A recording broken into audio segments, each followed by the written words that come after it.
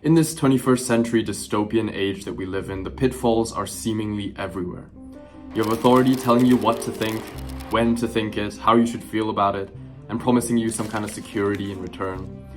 You have mindless entertainment to keep you dull and numb any time of the day whenever you want it. And all the while, everyone around you, peers, co-workers, teachers, sometimes even family, are all waiting for you to fail so that they can drag you back and keep you exactly where you are, doing exactly what they want you to be doing. And as a man living in this age, it's more than likely that it's your inability to be resilient that is your constraint, and that's preventing you from achieving all the things that you dream of, right? Like freeing yourself financially, retiring your parents, taking care of your future family, your future wife and kids, right? Making an impact on the world. And chances are, if you keep going like this, all of those things are gonna stay dreams. They're gonna stay out of your reach. You're gonna stay exactly where you are until you learn how to take losses in your stride, how to let your failures fuel you instead of deflate you, and how to take it on the chin and keep moving forward. And look, I don't know everything. I can only talk about what I've been through and what I've experienced, right? And so take this from someone who has taken some massive L's in my life. Back when I was 21, when I was still a university student, I was studying and I was working at the same time, right? And at that point, I'd saved up a decent amount of money from jobs that I'd worked before, and I did 2 years in the army before university, so I saved up some money from that as well. And I was working these jobs and I was taking all this money. I wasn't spending any of it. I was taking all of it and investing, right? Because I was 21 and I'd learned about this stuff. And I did pretty well. I got pretty cocky and I got greedy, right? And so what happened? When I was 21, 22, I lost basically everything that I'd saved up. All the money that I'd worked so hard for, I lost almost all of it. Right, this was about $50,000 at the time when I was 21. Okay, I lost all of that. Everything that I've been working for and saving up for, right? Why? I got greedy. I got greedy and I overestimated my skill level. Another L that came in my life not long after that was I lost a best friend of 8 years and girlfriend of 3 years at the same time. All right, that's another huge L. Okay, and just last year, when I started my first business, which was a marketing agency, I dropped out of university to keep going with the agency because it was going well enough that I was like, you know what, I'm gonna drop out, I'm going all in. I dropped out of university, broke up with my girlfriend at the time, and tore a ligament in my foot that required thousands of dollars for me to rehabilitate. And I lost all 3 of the agency clients that I had at that time. That happened all within the span of 2 months, right? I dropped out, I lost all my agency clients, I tore a ligament in my foot, which I had to rehabilitate just to be able to walk, and I broke up with my girlfriend at the time, and all of that ended up with me having $3 in my bank account. $3, right? So again, I've taken some huge L's in my life. I've been at positions where I didn't know, genuinely I didn't know what I was gonna do, how I was gonna get out of it. Right? But it's your ability to take these moments and turn them into victories on a long time scale that is really going to determine if you actually get what you want out of life. Fast forward to now, I run a successful online consulting business. I'm building an info product business as well with a really close friend of mine. I've been able to move out, right? So now I have my own place, my own space to work. And I wouldn't have been able to achieve any of this if not for those L's that I took. And if not for the mindset that I had that was able to take those L's and turn them around, right? Take them on the chin and keep moving forward and turn them into victories, right? And that's what I hope to impart to you in this video. So first, let's diagnose the problem, right? Why are we here? Why is it difficult for us to keep moving forward when we take losses? So the first thing to note is that the human brain is actually loss averse, right? So what that means is that for a gain and a loss of equal magnitude, we will experience more negative emotion on the loss than we will positive emotion on the gain, right? Even though they're equal magnitude, right? So if you gained $10, you'll feel less happy about it. You kind of be like, oh, okay, well, that's cool. Then if you lose $10, right? You might be like, fuck, like, how did I lose, you know? So, and you might think, well, why is this the case? And it kind of makes sense because the way that we've evolved, right? Things can only get so good in life, right? When things are good, you're kind of like, oh, okay, yeah, great, you know, things are good. But when things can get really bad, you can die, right? So life can only get so good, but life can get so bad that you die. And so it's only natural that we are more sensitive to negative situations and to negative events. Now, couple that loss aversion with the fact that we're inherently self-critical, because you don't know everything that you know about yourself about other people. You don't know all the ways in which they're flawed, all the mistakes that they've made in their life, all the times in which they messed something up or that they did wrong. You don't know those things about other people, right? But you know all of those things about yourself. Every single one of them. And it's looping in your head, right? But you don't know those things about other people. So you're willing to extend a different level of care and courtesy to someone that you actually care about and that maybe you're looking after than you would for yourself. Okay, now, like, just imagine with me that take the last L that you took in your life, right? Something that you screwed up. Imagine that your best friend or your brother, someone close to you, someone that you care about, came to you and told you that exact situation happened to them. They came to you and said, "Oh, Chris, I fucked up. I did this and this happened and I hurt this person," etc. Whatever it was, right? How would you respond to them? How would you speak to them? You'd probably say, "Look, man, like, that's horrible. I'm sorry to hear that happened, but what are you gonna do about it? How are you gonna get out of it, right? Like, what'd you learn from it?"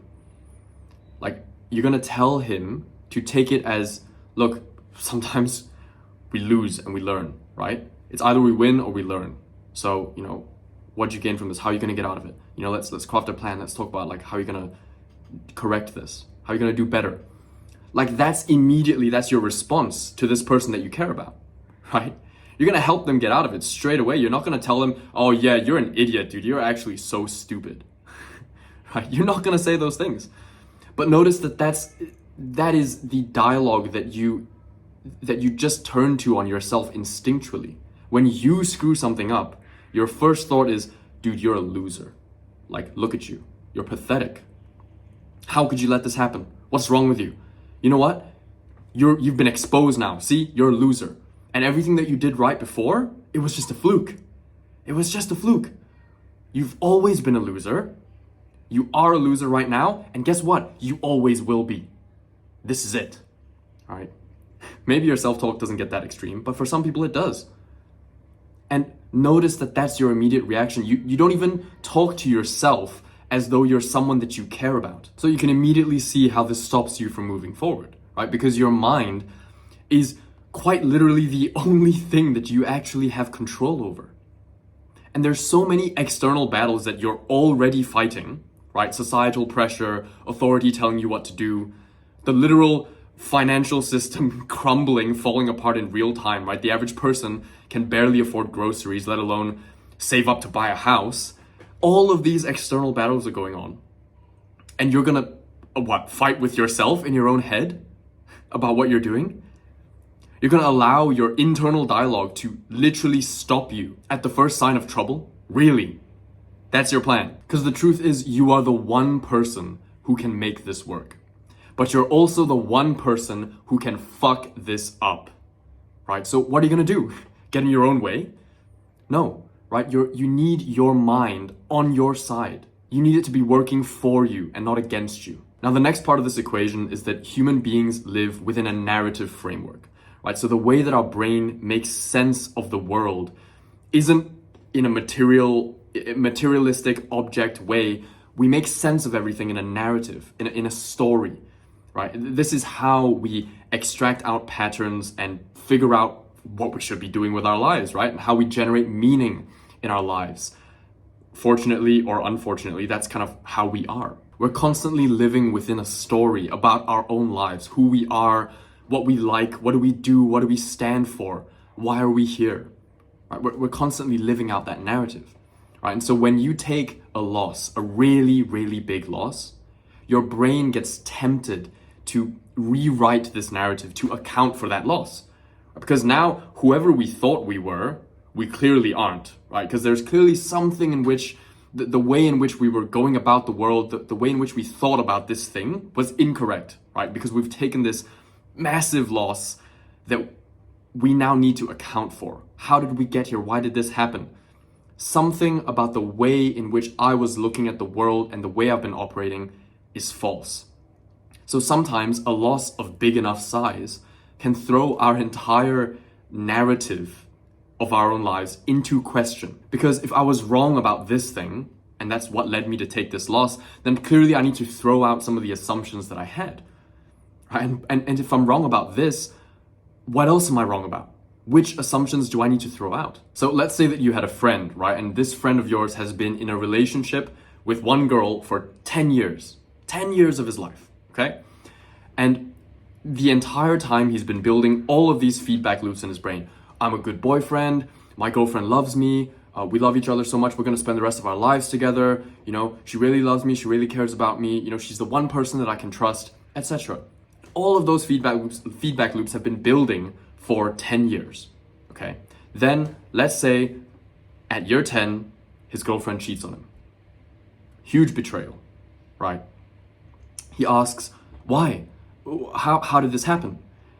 You know? And then maybe she tells him, oh, you know, well, this whole time, you know, I felt like the last few years or whatever, you've been neglecting me and you know, I've not been getting what I need from this relationship, whatever, right? That entire narrative that he has been telling himself up to this point gets blown to pieces. He now needs to rethink all of those assumptions that he had, right? And he might do a bit of digging and find out that, well, he missed some signs and he wasn't paying attention to things here and there. And, you know, there were parts of the relationship that he needed to rectify that he didn't, and he just swept under the rug. And all these things built up maybe over years, which resulted in this betrayal. Something like that, who knows, right? But the point is that that kind of loss shatters your entire story about who you are and what you stand for and everything that you think. And that can throw you into such disarray when you look at other areas of your life and think, I haven't spent 10 years on this other thing, and I was wrong about this 10-year thing. I could be wrong about this other thing too. I might think I'm a really good programmer or something. Maybe I'm actually not that good. It throws everything into question. So those are the problems, right? That's the lay of the land. What can we do about it? The answer lies in 3 words: responsibility, intention, and control. Okay, if your life is ultimately a story, who's writing it? Because if you aren't writing it, it's going to be written either way. The story of your life is going to be written either way, whether it's you writing it or not. So what are you going to do? Are you going to let your unconscious biases and voices in your head and other people write the story of your life for you? Or are you going to take the reins, take control of that writing? Choose the story that allows you to take these losses in your stride. Are you going to write your story intentionally and consciously, factoring in all the ways in which you screwed up, all the misjudgments that you made, the people that you thought you could have trusted but turns out you couldn't, the skills you thought you had but turns out you didn't, factoring those in and thinking, how does going through something like that actually serve me? What did it teach me that I needed to learn? How is that going to serve my future, the rest of my life? Because the curtains haven't closed yet. And you decide when the curtains close on the story of your own life. And if you don't decide that for yourself, it will be decided somehow. The story is going to get written. And if you let it be written by all the little unconscious negative voices in your head, voices of your own inner critic or of other people, that's always going to turn out to be an unfavorable narrative, right? We talked about loss aversion. It's always going to be an unfavorable story unless you are at the helm, unless you are consciously writing it and choosing how to interpret it and how it's being written and where the story is going. And a useful frame for this is thinking about what actually makes for a compelling and epic story. Like, really, think about it. Like, when you go to watch a movie, right? You're going there to watch a story unfold. Is it an interesting movie if the entire time you're sitting there and the hero, the main character of the movie, is not going through any difficulty at all? He's never in any kind of danger? Is that actually interesting at all to you? You're gonna sit there and think, fuck, this is a boring movie, right? What, he's never in any danger? What, he always wins and never comes out with a single scratch? Of course not. What makes for an epic story is when someone gets downtrodden and it looks like there's no way out of it. And somehow They dig into the depths and they find a way to crawl out and become victorious. That's actually a compelling story. You will literally pay money to go and see a narrative like that play out. Why? Because it's compelling. It's epic. You're bought into that somehow. How would your life be an interesting story at all if you never had any losses? And think about which person, which hero figure is actually stronger. Okay, let's say, think about two knights, right? Let's say in medieval times. Okay, on the one hand, you have one knight who his armor is squeaky clean, right? It looks perfect, not a scratch on him, right? He's constantly, in the city, within the city walls, just winning these little exhibition matches against other knights for the, for the crowd, to please the crowd. People cheer and, oh wow, he's this pretty handsome knight who doesn't have any scratches on him, whatever, okay? Take that guy and take the knight that his armor is just worn out and he's missing an eye and he walks with this limp. And it's because he spent all this time outside of the city walls fighting off the enemies, whatever, the monsters, right?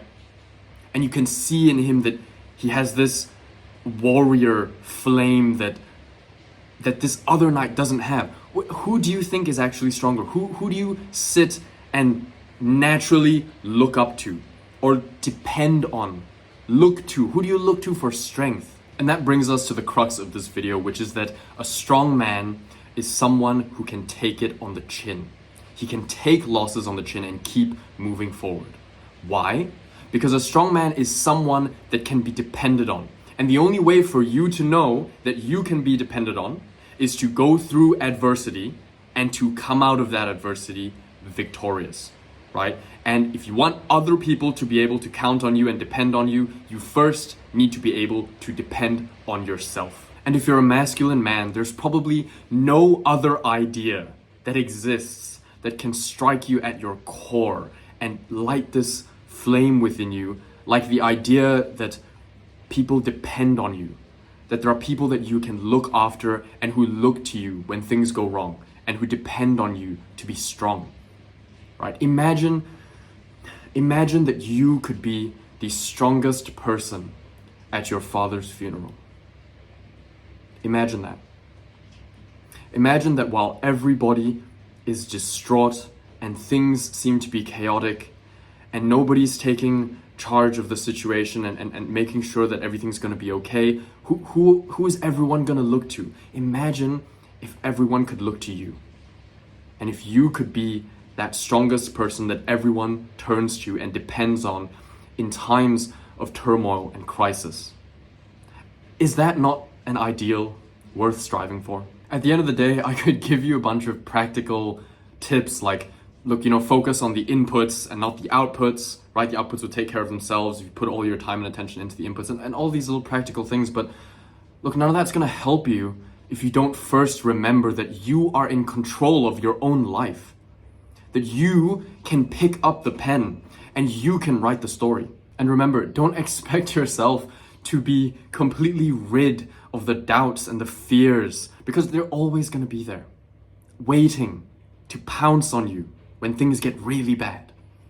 Okay, but remember that courage is not the lack or the absence of fear, but it's action in spite of that fear being there, right? Remember, when you're doubting yourself, just ask yourself, is the doubt gonna make this go faster? Is this doubt gonna help me get out of this? It's probably not. I'm gonna leave you with a quote. This is something that I wrote recently and I'm gonna put it up on screen now. You must persist even when there is no light at the end of the tunnel within sight. Most will choose to withdraw. They need the light. They wait, bargain, and hope for it to fall upon their eyes once more, for them to move. Repudiating the reality that the only way to dig a tunnel far up enough that it sees the light is by first using your own two hands in the dark. That's all for this one, gents. Remember to think critically, act virtuously, and live with intention. Peace.